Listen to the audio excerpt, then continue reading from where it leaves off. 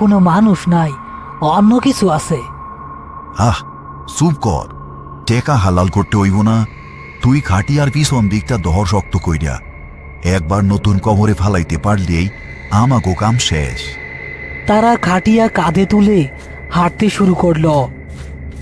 চারদিকে এখন ঘন অন্ধকার, নদীর গর্জন আরো বেড়েছে।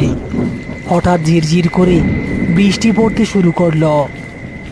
করিম সামনে আর রতন পেছনে। তারা খাটিয়া কাঁধে নিয়ে একটি বাঁশবাগান পার হচ্ছে।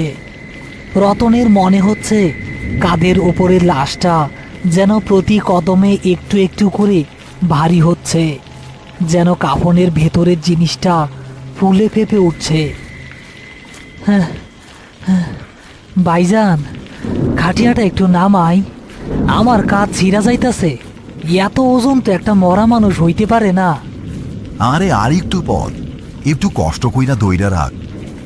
হঠাৎ বাঁশবাগানের ভেতরের বাতাস একদম থেমে গেল। রতনের মনে হলো তার ঠিক কানের কাছে কেউ একজন ভারী নিঃশ্বাস ফেলছে। সে আর চোখে খাটিয়ার দিকে তাকালো।